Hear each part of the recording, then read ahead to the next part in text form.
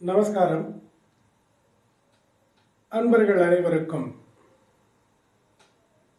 அக்ஷய திருத்தியை திருநாளை முன்னிட்டு என்னுடைய அநேக வாழ்த்துக்கள். உடன் கூட இந்த அக்ஷய திருத்தியை திருநாள் நம்முடைய வாழ்க்கையில ஒரு நன்னாளாக, பொன்னாளாக உங்கள் அனைவருடைய தனிப்பட்ட உயர்வுகளை எல்லாம் ஆரம்பிக்கப் போகிற ஒரு திருநாளாக, உங்களுடைய வாழ்க்கையின் உயர்வான லட்சியங்களை எல்லாம் அடைவதற்கு அவற்றை ஆரம்பிக்கும் சுபமான தினமாக இருக்கட்டும். அக்ஷயம் என்பது என்றும் முடிவில்லாத, குறைவில்லாத, அள்ள அள்ள குறையாத வளம், செல்வம், பேறு, பாக்கியம், புகழ், தனம், தானியம், வஸ்துவாகனம், அந்தஸ்து, நல்லதொரு உடல்நலம், இந்த மாதிரியான எல்லாவிதமான உயர்வுகளையும் உங்களுடைய வாழ்க்கையில கொடுக்கக்கூடிய ஒரு சிறப்பான தினம். திருத்தியை என்பது பிரதி வருடமும் வைகாசி மாதத்தில் வரக்கூடிய வளர்பிறை 3வது நாள் திருத்தியை திதி. இந்த 3வது நாளில நீங்கள் செய்யக்கூடிய அனைத்து சுபமான ஆக்கப்பூர்வமான வேலைகளும் உங்களுக்கு சிறப்பான நல்லதொரு பலன்களை, நல்லதொரு வழிகாட்டுதலை, அள்ள அள்ள குறையாத வளர்ச்சியை உங்களுக்கு கொடுக்கும் என்பது நமது இந்து சம்பிரதாயத்தின் ஐதீகம். இந்த அக்ஷய திருத்தியானது நம்முடைய வாழ்க்கையில சிறப்பான பலன்களை எல்லாம் அள்ளித்தரும், குறையாமல் வளத்தை கொடுக்கும் என்பதற்கு அடையாளமாக, உதாரணமாக நம்முடைய ஹிந்து சாஸ்திரங்களில பலவிதமான உதாரணங்களை எல்லாம் பார்க்கலாம். கையில அள்ள அள்ள குறையாத அன்ன பாத்திரத்தை அன்னபூரணி என்று சொல்லக்கூடிய தேவி வைத்திருக்கிறார். எல்லோருக்கும் உணவு, எல்லோருக்கும் அள்ள அள்ள குறையாத உணவை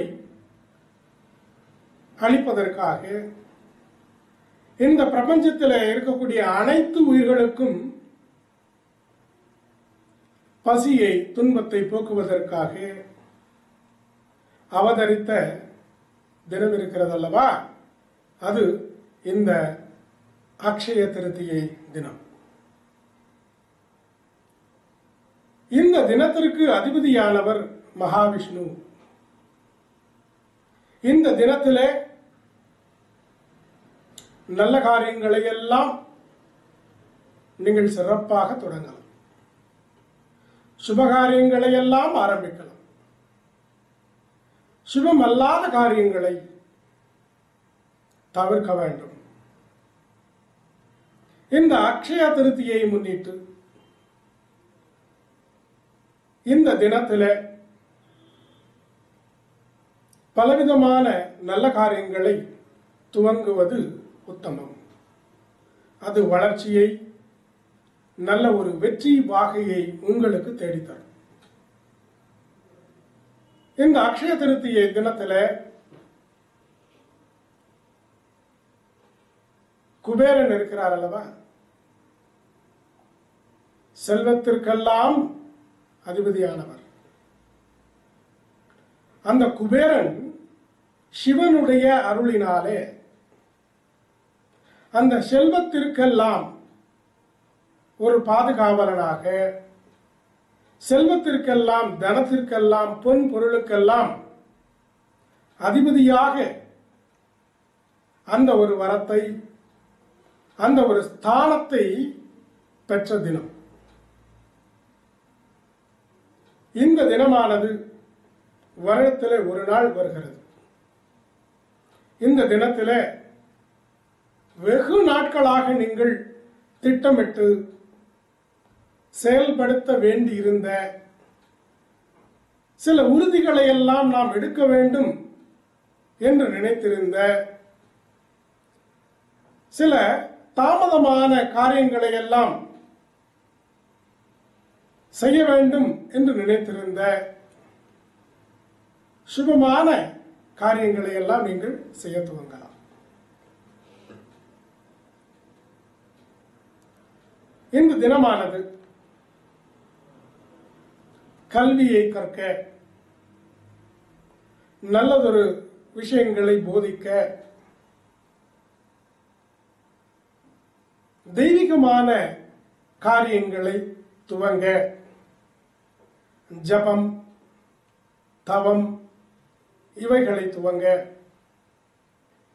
பொன் ஆபரணங்கள், புது வஸ்திரங்களை வாங்குவதற்கு இது உகந்த தினமாகும். பலவிதமான சுபமான நிகழ்வுகளையும் கூட்டி, அதை விடவும் இந்த உதவி செய்தல், பிறருக்கு உதவுதல், பிறருக்கு பரிவு காட்டுதல், பிறருக்கு மனது புண்படாமல் இனிமையான சொற்களை உபயோகம் செய்து பேசுதல், நாளை என்று ஒரு நாள் இருக்கிறது அல்லவா? அந்த நாளை என்று சொல்லக்கூடிய நாள் திருநாளாக, நாளை என்பது நான் எதிர்காலத்தை குறிக்கிறேன். எதிர்காலம் நமக்கு வளமானதாக வர வேண்டும், வாய்க்க வேண்டும் என்று நினைத்து இந்த பொன்னானிலே சுபமான நல்ல விஷயங்களை எல்லாம் துவங்குவது உத்தமம். இந்த தினத்தில் சில காரியங்களை எல்லாம் விலக்க வேண்டும் என்று நம்முடைய சாஸ்திரம் சொல்லுகிறது.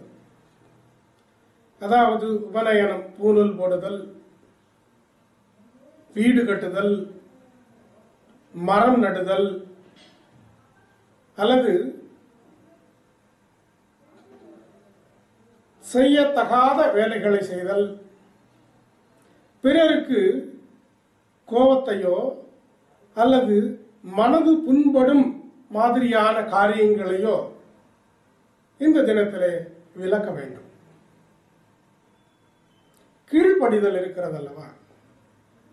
பெரியவர்கள் சொல்லுகிற, ஆன்றோர்கள் சான்றோர்கள் சொல்லுகிற சொன்ன விஷயங்களை நம்முடைய வாழ்க்கையில நல்லதொரு பயன்பாடுகளை எல்லாம் கொடுக்கும் என்று நினைக்கக்கூடிய விஷயங்களை எல்லாம் துவங்க வேண்டும்.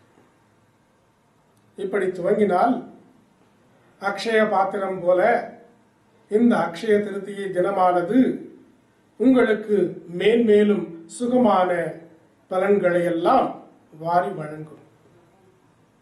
நல்லவர் செய்யாததை நாள் செய்யும் என்று ஒரு பழமொழி உண்டு. சிலர் உங்களுக்கு உதவ வேண்டும் என்று சொல்லக்கூடிய எண்ணம் அவர்களுக்கு இருக்கும். ஆனால் அவர்களாலே செய்ய முடியாது. ஆனால் நாள் இருக்கிறதே, முகூர்த்தம் இருக்கிறதே, நல்ல நேரம் இருக்கிறதே, அந்த நேரம் உங்களுக்கு எல்லா விதமான சாதகமான பலன்களையும் செய்யும். அதனாலேதான் நம்முடைய சம்பிரதாயத்திலே முகூர்த்தம் என்று ஒரு வழக்கம் இருக்கிறது. அந்த முகூர்த்தம் இருக்கிறது அல்லவா, அந்த காலத்தின் பலம், அந்த சமயத்தில் பல மாதிரியான கோணங்களிலிருந்து வந்து கொண்டு இருக்கக்கூடிய கதிர்வீச்சுகள், கிரகங்களுடைய கதிர்வீச்சுகள் நமக்கு நல்ல பலன்களை கொடுத்து கொண்டு இருக்கிறது என்று சொல்லக்கூடிய அந்த அனுபவம், அந்த ஒரு பலன், அந்த பலன்களை எல்லாம் இந்த தினத்திலிருந்து நாம் பெற முடியும். ஆகவே அன்பர்களே, இந்த பொன்னாளான அக்ஷய திருத்தியை தினத்திலே அவதரித்த சில பெரியோர்கள் இந்த உலகத்திற்கு சிறப்பான சேவைகள் எல்லாம் செய்து சென்றிருக்கிறார்கள். ராமானுஜாச்சாரியார், ஆதிசங்கரர், பிறகு புத்தர், பசவேஸ்வரர் இவர்கள் எல்லாம் அவதரித்த தினமே இந்த அக்ஷய திருத்தியை தினம். மகாபாரதத்தை விநாயகர் வியாசருடைய வாக்கின் பிரகாரம் எழுத துவங்கிய தினம் அக்ஷய திருதிய தினம். இது மாதிரி எல்லா விதமான சுப பலன்களையும் கொடுக்கக்கூடிய இந்த தினத்தில் நீங்கள் அனைவரும் சுபமான நல்ல காரியங்களை செய்து உங்களுடைய வாழ்க்கையில மென்மையான உச்சமான உயர்வான பலன்களை பெற்று உங்களுடைய அபிலாஷைகள், உங்களுடைய கொள்கைகள், உங்களுடைய நல்லதொரு நேர்மையான உயர்வான முயற்சிகள் இவைகளை எல்லாம் நீங்கள் பூர்த்தி செய்து கொண்டு உங்களுடைய துன்பம் துயரங்கள் எல்லாம் போகி இந்த இடர்பாடுகள் எல்லாம் விலகி உங்களுடைய வாழ்க்கையில தன தானிய சம்பத்து, ஆயுர ஆரோக்கியம், ஐஸ்வர்யம், மகாவிஷ்ணுவினுடைய பரிபூரணமான அருள், குலதெய்வத்தினுடைய பாதுகாப்பு மற்றும் உங்களுடைய வாழ்க்கையில வளமை கிடைக்கட்டும் என்று சொல்லி இந்த அக்ஷய திருத்தியை தினம் உங்களுக்கு நன்னாளாக வாழ்க்கை முழுவதும் சுபபலன்களை கொடுக்கும் என்று சொல்லி விடைபெறுகிறேன். வணக்கம்.